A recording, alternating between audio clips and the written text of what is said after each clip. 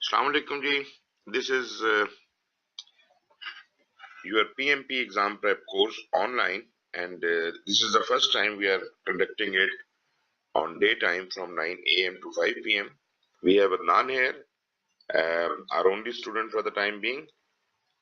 So this course is spread over, as I said, 5 days from Monday to Friday, and we will be conducting 8 hours daily. And on and off, we can take some little breaks wherever required. As far as I am concerned, my name is Suhail Iqbal, and I have been in profession of teaching PMP and PMI related certification courses and related subjects for last 20 years now.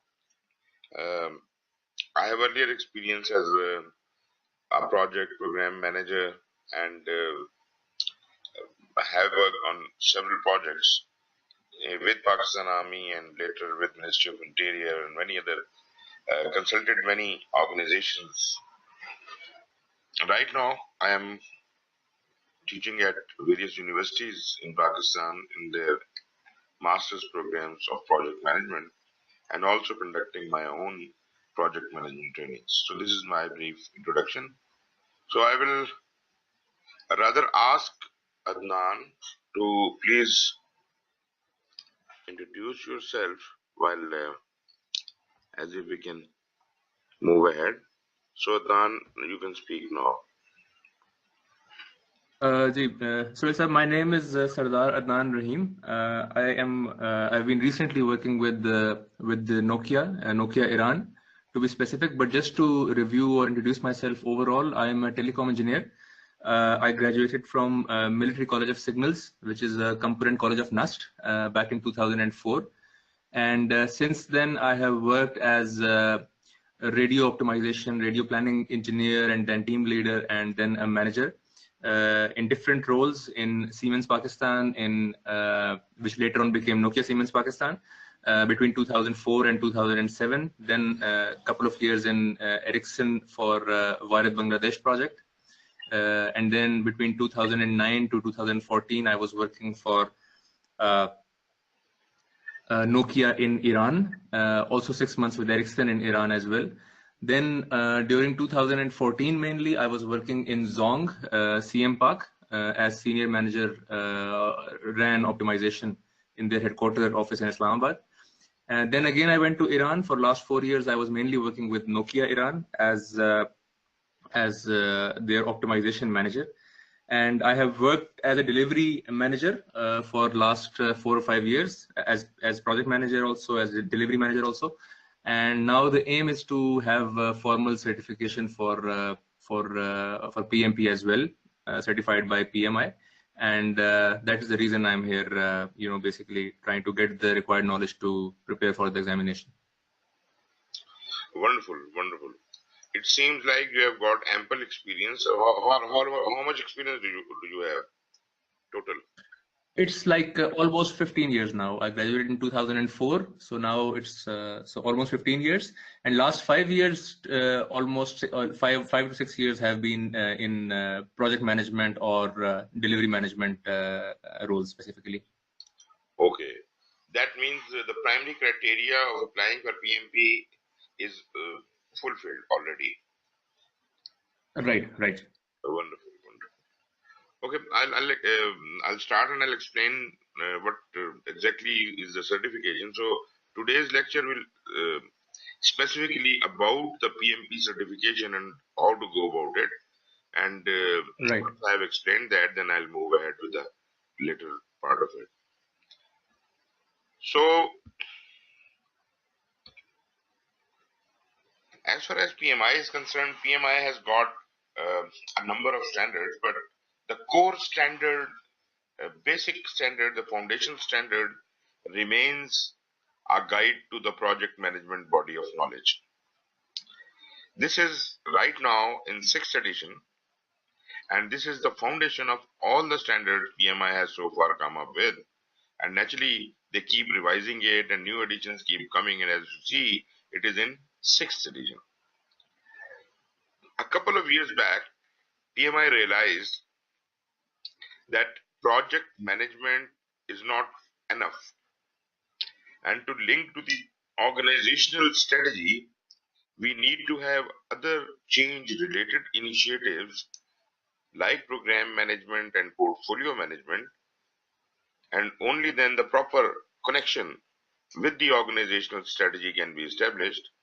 So formally, they came up with the standard for program management and the standard for portfolio management, which are currently in the 4th edition each. So these three were considered the PMI core standards since then.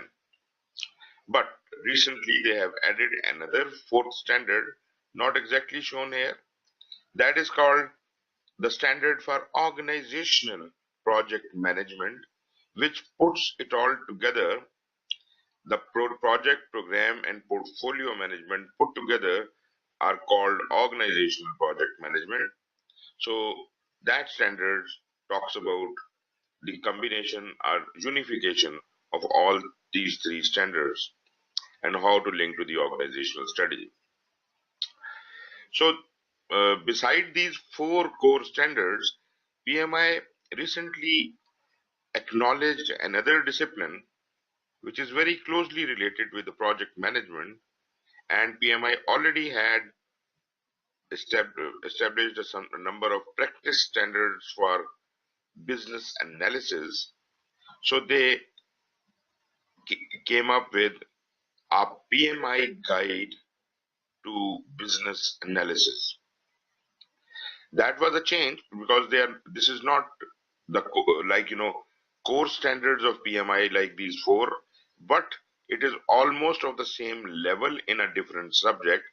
But naturally, the role of business analyst and project manager somehow crosses a lot. As far as business analysis is concerned, naturally, we now have a foundational standard for business analysis, which is closely related with project management. But previously, PMI had 2 practice guides. One was business analysis for practitioners, and the other was requirements management. Now you see, these practice guides were for the project managers as well as the business analysts, because as I said, their role cross each other at many places. Especially requirements management is as good a discipline for project manager as it is for the business analyst. Rather, business analyst might be more interested into it because they go into the depth of identifying the requirements even before the project has even taken birth. General business analysis practices, how to go about it, what all is to be done during the business analysis, that is covered in a practice guide. Now that the business analysis guide is available, both of these standards have been, joined together into this business analysis guide. But what we follow in our business analysis course is usually business analysis for practitioners. But anyways, that is another subject. I have shown you some of the practice standards. So here also we have some practice standards for project management. All those areas in project management needed more elaboration and standardization. PMI had been coming up with the practice guides or practice standards for those. These practice standards include practice standard for scheduling, practice standard for project estimating, for earned value management, for project risk management, configuration management, work breakdown structure. You see, a practice standard is better than a practice guide. And a guide that is, that is a core or the foundation. A standard or a guide is a core or a foundation. So if I want to prioritize this, okay. You cannot see any screens? No, sir, I cannot see any screen actually. Okay, I'm sorry for that. Let me check again. Please confirm when you see the screen. I will go back. Yes, now I can see the screen. Thank you.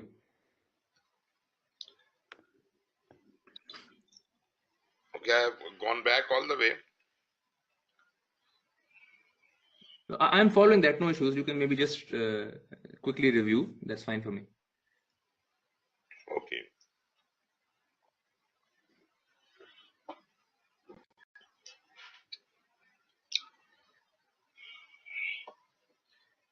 Right. So I was showing these just appear in front of you. Yeah. These are Right. the core standards, like a guide to the project management body of knowledge, the standard for project program management, the standard for portfolio management, and the one which is not shown here is the standard for organizational project management. These are the four Right. core standards, and then we have got newly introduced standard for global business analysis, a PMI guide to business analysis. This is another stream. The business analysis guide is yet another stream, and it came out of the practice guides for business analysis and requirement management. So these practice guides are, you know, a separate breed of documents. Usually, these practice guides evolve into a guide or a standard. Right. Then we have a number of practice standards. Practice standards are those which are the further explanation of the disciplines in project program and portfolio management, and we have got practice standards written for the PMP handbook, and we also have a CAPM handbook for those who are the junior project managers. PMP handbook and this handbook explains how what to study and how to apply for the exam. As far as the PMP, a number of PMPs, certified professionals, are concerned, there are over 800,000 right now. I think this is kind of 8,500,000, something like that, 8,50,000 or something. And you can see the growth here in this chart. Back in 93, there were hardly 1,000 PMPs worldwide. It's all started off in late 70s, and late 70s to 93, almost 15 years, they could hardly gain a sport of 1,000 certified professionals. And then in 1 year, just in 1 year from 93 to 94, it was almost doubled. And then, since then, the number of PMPs have been rising constantly. You see, when I joined PMI, I did my certification. It was back in about 2001, and it was around 40,000 people, and I was one of those 40,000. And now, right now, there are more than 8,50,000 people who are certified as PMI professionals. So, yes, of course, there is a lot of potential. This is the most famous certification you could ever have, and you must go for it. How does a certification come into being as far as PMI is concerned? PMI, it is all the matter of demand and supply.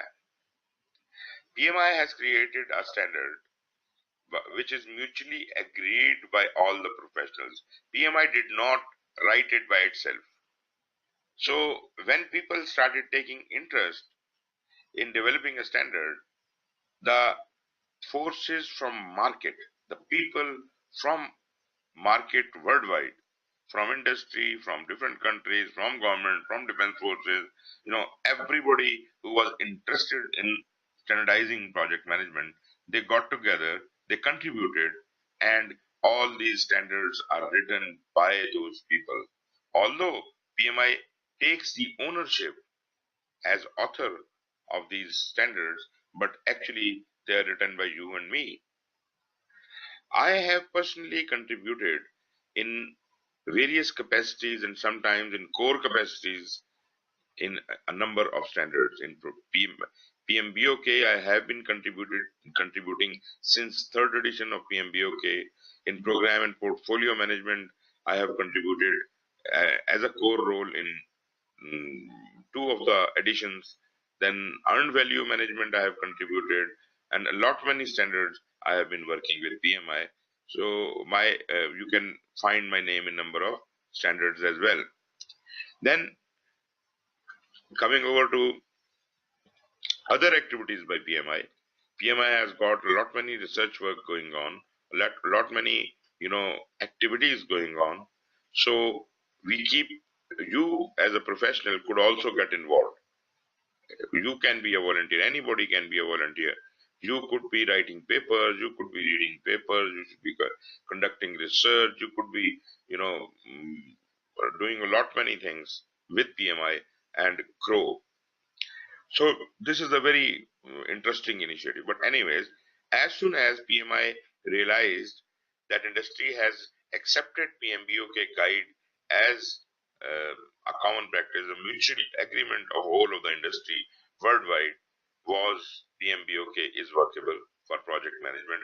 So they started using it, and once they tried using it, they had a problem because the people who were um, claiming to be the experts of project management and who claimed that they understood the concepts of PMBOK and they are the expert of it, they were not having a common understanding of PMBOK, thus causing a lot of problem in the market.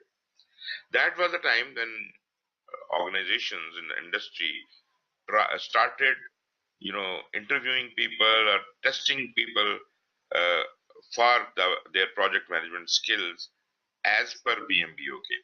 But naturally, every organization had their own mechanism, and there was no unified method to certify or select an individual. So at that very time, there was a lot of market demand for a unified certification on project management, and PMI came to the rescue.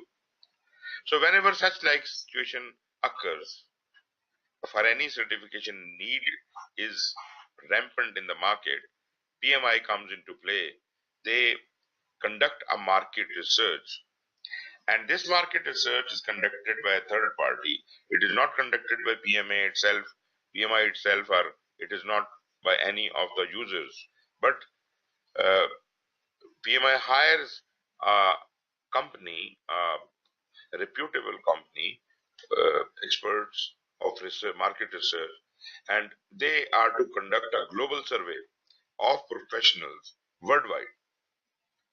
This survey is conducted after every 3 to 5 years, and it not only finds the business case or the feasibility of going into this certification if it is not already existing, but it also identifies the requirement of knowledge, skills, and competencies of a good project manager from the industry. So it is not about how much you know PMBOK, but it is about what is the need of the market. So all those requirements, how a project manager should look like, what should the knowledge he has, what should the skills and competences this person have, this is defined as the job role. So based on that, the exam specifications will be developed. So there are two purposes of the market research. Number one, is there any need to come up with this certification or to amend this certification? And number two, what are the characteristics of the project manager a PMP must be tested for? So once the business case is okay, once the market research has concluded what all has to be included, so in step two, PMI develops a team of volunteers for developing the exam specification, which is based on the market research. So all the characteristics they have noted from the survey, the global survey of professionals, these are expected of a project manager. So they will list it down as various tasks the project manager should be able to do. And those tasks are included in the exam specification. And once completed, this exam specification is your syllabus. This is the content outline which you should be downloading for PMI and should be using as a checklist as if you have prepared for each and every one of those items or not.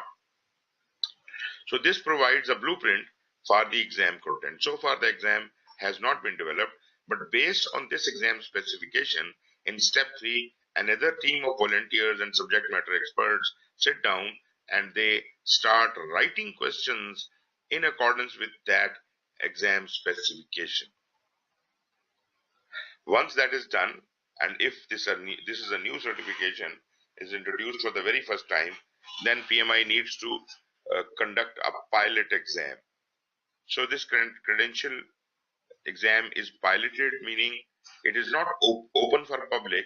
It is only offered to a small number of people who attempt this exam, and based on how they have attempted, PMI carries out further research as if whom to pass and whom to fail. What should be the level of difficulty? Um, uh, how much marks in each area a person needs to have, and what should be the pass percentage? So when you appear in a pilot exam, you do not get your result immediately. It takes about 4 to 6 weeks for your result to be released. But then when PMI decides whom to pass and whom not to pass, they establish their rule for future. So whatever they have found out of it, they will then release the credential to general public, and they will all be governed by the result of the pilot exam. And therefore, anyone can then appear. Now, this is when a new certification is released. What about a certification which is being revised? Uh, Naturally, in market research, after every 3 to 5 or 5 to 7 years, it is called role delineation study. In that case, that is the role of project manager changed in the last 5 to 7 years? If yes, then the exam specifications are revised, new exams are developed, and then they are released not as a pilot anymore, because the pilot had already been done. So the criteria of pass-fail has already been established. It could even be amended, but no pilot is required, and the new credential is released on a specific date. And naturally, it is announced and it is known to the people that exam is changing from that date onwards. So that's how this whole thing goes on. And you see, this continuous credential care is taken care of, like, redoing the whole research, redoing the requirements from the market. And that is exactly why PMP is so famous, that it is always about the latest trends in the market. It's not only the role delineation study which governs the change in exam, but there is another reason, and that is the PMBOK itself gets revised after every 4 years. So whenever PMBOK gets revised and new things are added, at in 6th edition they have added a lot many things like agile practices, like emerging practices, new trends, and a lot many things. So all of those things, once added to the PMBOK, exam is again changed. So there could be two reasons for changing the PMP exam, or for that matter, any exam of any certification by PMI. Number one is the role delineation study, and number two is the new edition of PMBOK guide. So this is about the cycle, how and why these certifications are created. Any questions so far? No, I'm following everything. It is fine. Okay. The next thing is how to apply for PMP exam. To apply for PMP exam, you have to go to PMI website. I would strongly suggest that before you decide to apply for PMP exam, you must first become a PMI member. Because as a PMI member, you will have to pay less for the exam. But naturally, there will be some fee for joining the PMI, and naturally, there will be some yearly membership fee. Normally, people do get the PMI membership for the first year, do their PMP, and then they do not renew their membership. I don't think this is a good practice. If you are a project management professional, you must retain your PMI membership, and probably that is a very good contribution, very good, investment. Because whatever is happening at PMI, whatever new developments are happening, new research is coming in, you would always remain abreast with that. And that is exactly the way how a project manager should be looking at things. It is not just enough to be a PMP. So you must become a member of PMI, and you must remain a member of PMI. As far as I am concerned, since year 2001, I am PMI member, and I hold all the 8 certifications of PMI. So I am not only retaining all my and updating all my 8 certifications, but I am also paying for the membership for last 20 years. So how to apply for PMP exam? Again, you would go to the same place, the PMI website, and then the certifications, and then click on PMP. And on the bottom of that page, you will find online application procedure. Well, this is more popular to apply online these days, and this is the best way of doing it. But if you are the old timer and you want to apply by post, then probably you can download the PMP handbook, which I just mentioned, and the application form is given there. You can print it out, fill it in, and send by post. But that is no more practical way of doing it, because that would take a lot of time, and then you may commit certain mistakes. Online, when you're doing it, then maybe a lot many mistakes you could have committed could be checked online, and before you submit the application, that would be pretty much free of all kinds of errors and mistakes. So again, I would recommend you to better go for the online application. When you start your online application, you will be offered an application form online, and that application form is a lengthy form. Actually, it is a multiple page form, and you will keep filling it from one end to another. Uh, but because it is a lengthy form, it may take some time. Therefore, they have provided an option to save your work anywhere and log out.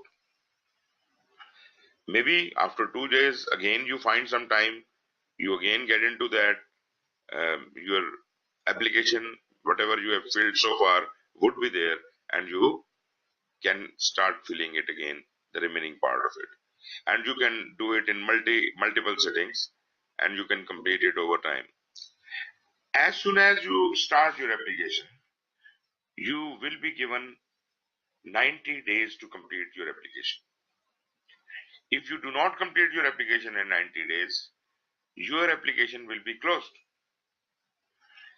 And once you log in again, probably you won't find your application there. So either you start a fresh application, or you can request PMI to reactivate your old application, because you might have filled a lot of data in it.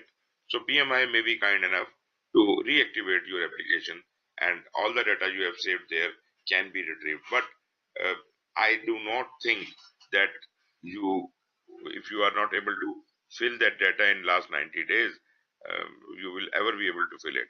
90 days are more than enough. This is 3 months time. How much time does it take? If you are seriously filling this form and you have all the data readily available in front of you, or you have printed it all the data out and it is lying in front of you, just have to type in, it takes hardly 20 minutes to fill the whole application. But naturally, there are a lot many things. If they are not available in front of you, you may have to go back, get a certificate or form, or some documents have to be consulted. So let's give and take 5 days. You can retrieve all the data in 5 days and fill this application and submit it. 5 days is more than enough. So once you have completed your application, make it sure that everything is complete and correct. Do not give any wrong information. Do not give any approximate information. Whatever is true must be written there. So once you are sure that whatever information you have provided is final, so you can press the submit button. It will confirm twice from you whether you really want to submit, and if yes, and if it is submitted, this is out of your hands now. This application is gone to PMI. PMI will get back to you within 5 days. And during these 5 days, they might be doing the application completeness review. So they will get back to you and tell you that your application has been received. It is complete. This is not an acceptance, but this is a completeness review that yes, we have received your application and it is complete in all respects. Now the question is that is it correct also? I mean, it is complete, but is it correct? All the data PMI has agrees to, that is yet another subject. But within 5 days, you just get this process, this information that your application has been accepted. Sorry, application has been received. Now you will be asked to submit your payment online or whatever way they suggest. So you pay your fee, and after that, they are supposed to be conducting an audit. That audit would check your application, and there is anything drastically wrong with your application, you will be informed, or for that matter, you will be asked to confirm certain things. Even if you have nothing wrong, your application may have been selected at random for audit.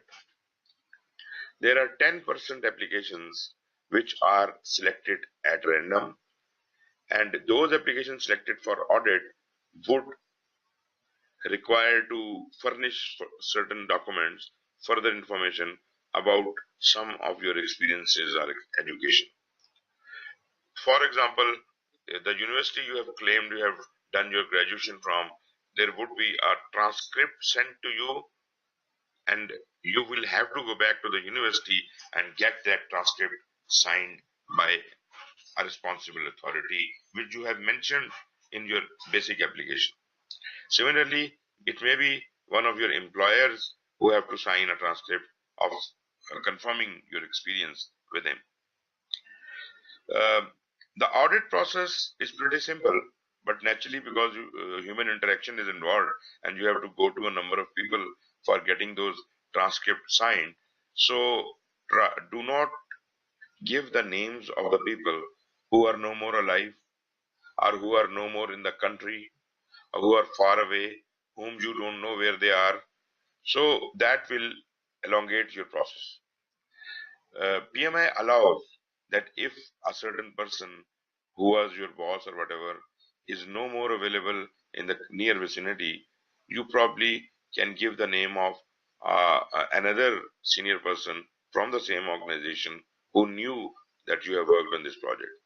Or maybe if that is not possible, you can even provide the reference of a colleague who worked with you in that project. So this audit will take, you will be given 90 days to complete the audit. But again, I would say 4 or 5 days are enough to reach out to all those people and get these transcripts signed. Now, once they they fill in the transcripts and sign them. This is a confidential activity. You are not supposed to be the privy of whatever they are writing in the transcript. So they are supposed to put the signed papers into a sealed envelope. Into an envelope, they'll seal it, sign it, and hand over the sealed envelope to you.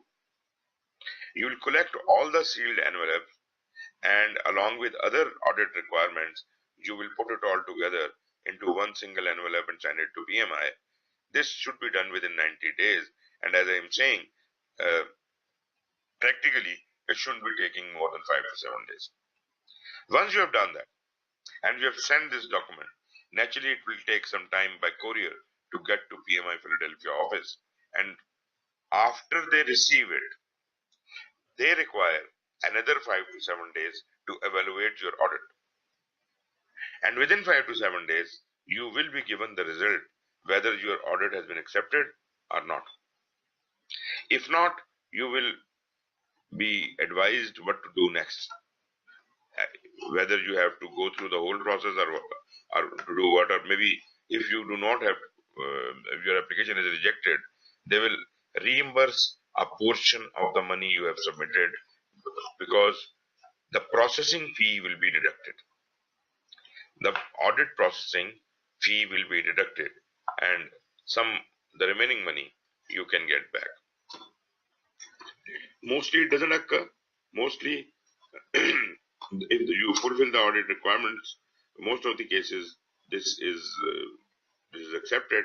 I have so far not come across more than one cases in 20 years where I have heard somebody's audit was rejected.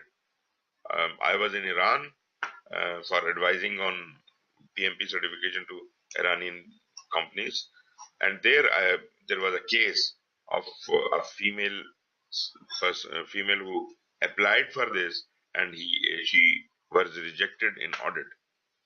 There could be two reasons for that. Number one, Iran is not in good books, so probably they look at them with doubt. That could be one of the reasons. But once I saw her application, I was sure that she was lying in her application everywhere.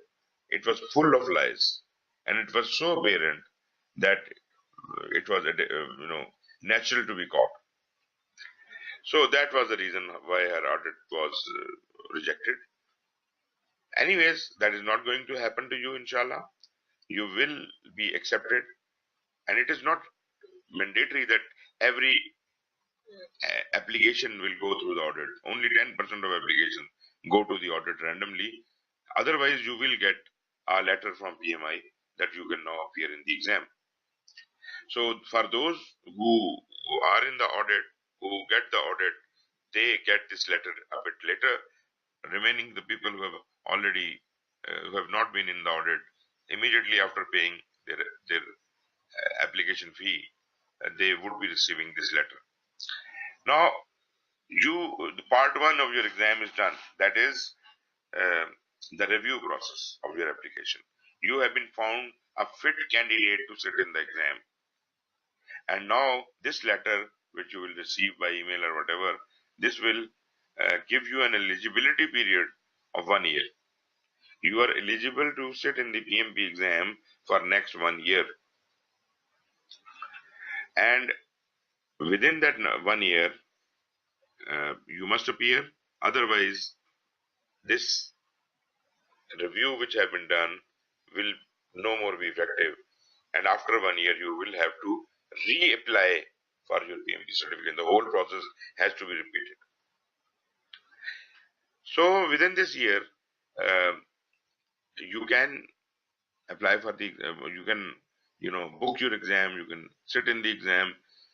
God forbid if you do not pass, your validity, your application eligibility still stands good. You can sit in the exam again and yet again, and that is for total of 3 times you can sit in the exam.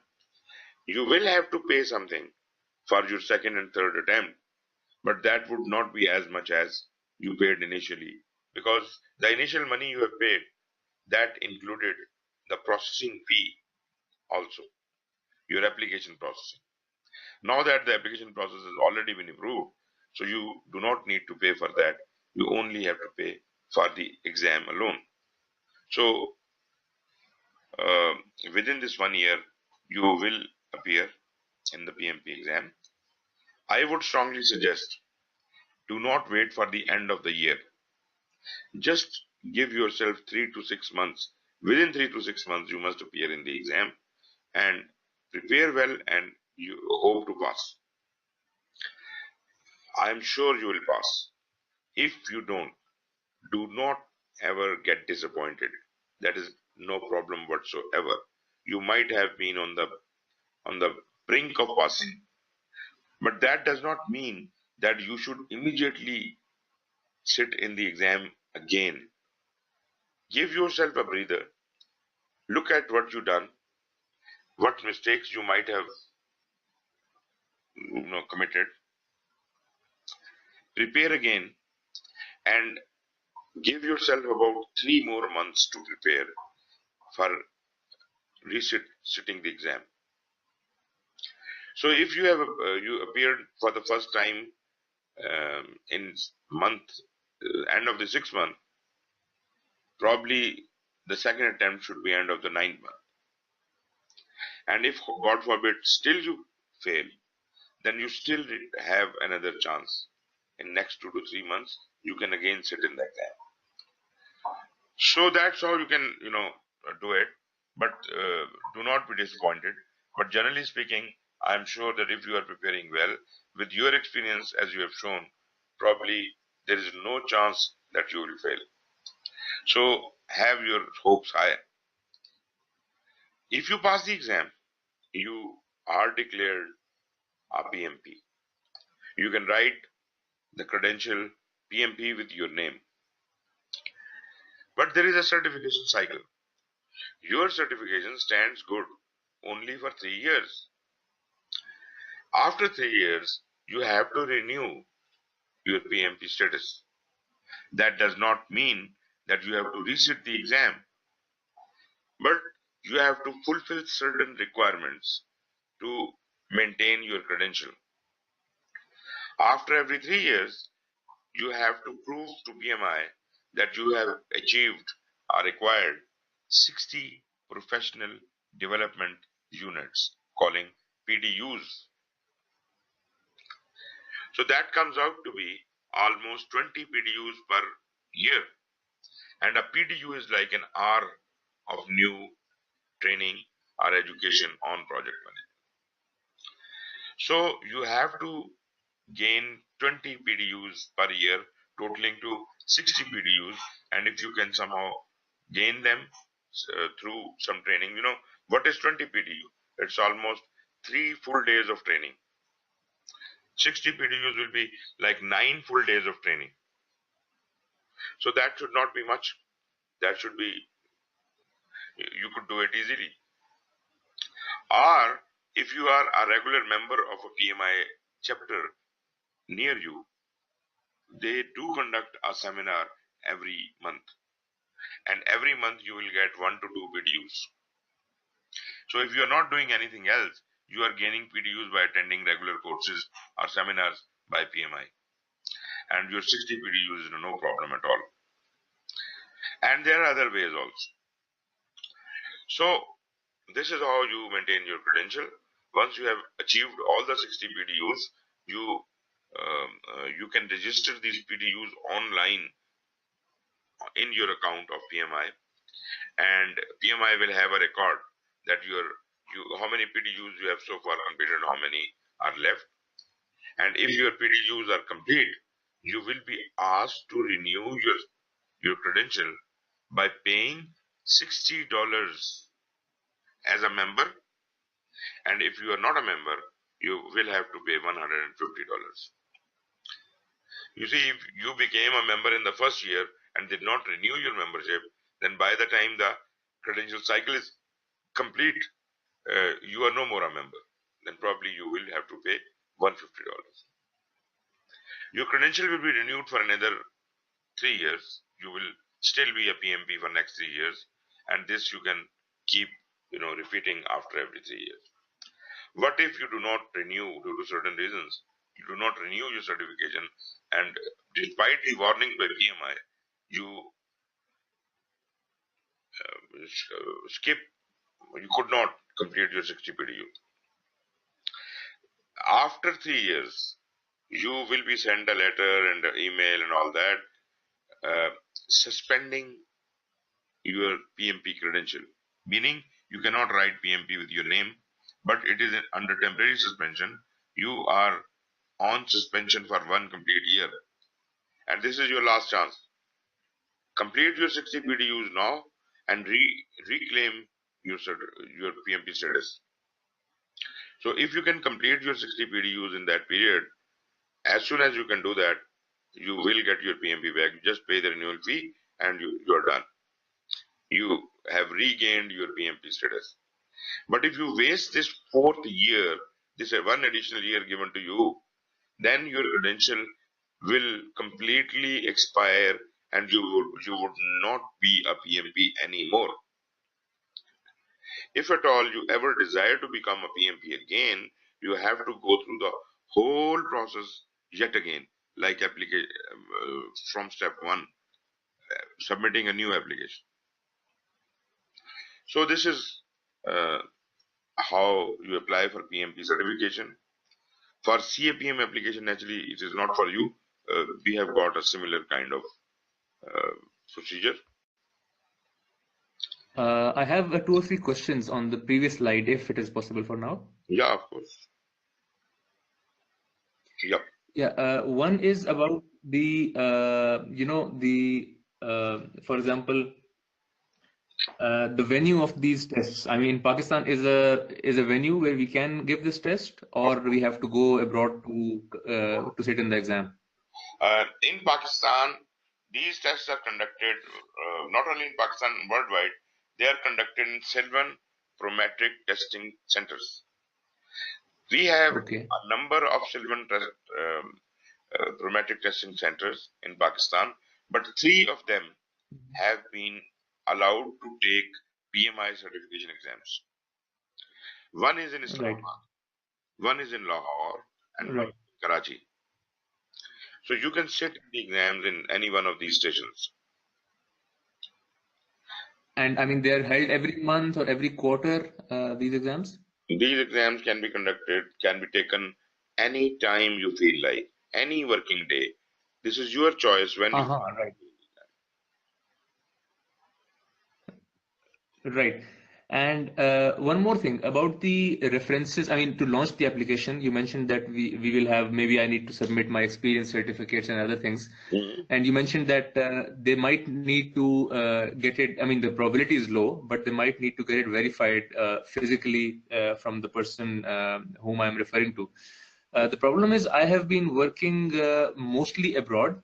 And even abroad, I mean, those people, for example, I was working for Nokia Iran. Now, many of those people might have been transferred from Nokia Iran to, I don't know, some other country for Nokia, or maybe they have left Nokia and joined another operator or something.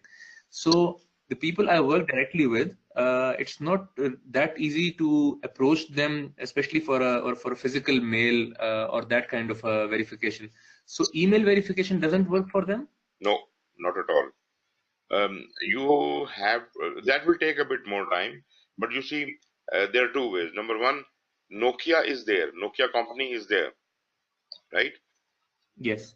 So you can contact anyone in Nokia in that region who can confirm that this project was done and you were on that. But that's it.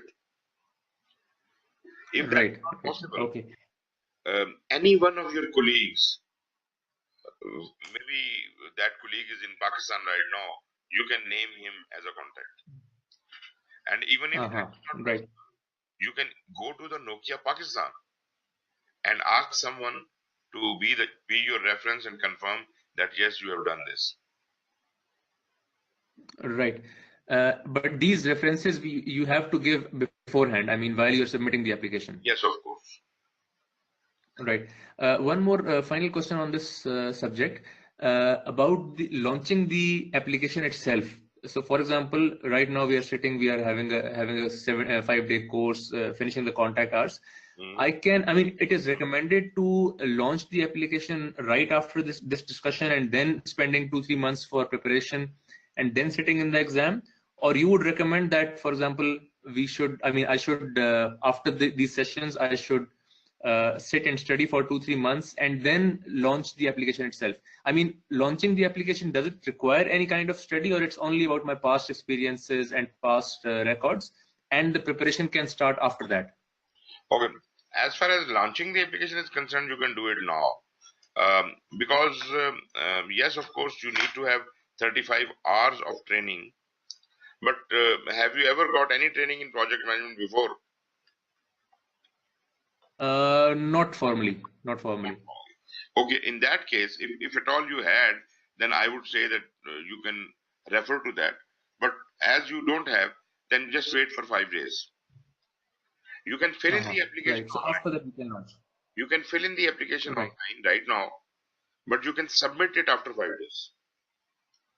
Right, right. So after that, I can start preparation and the formal studies and everything. You can even submit immediately on the last day, and 35 contact hours of the course would be there with you.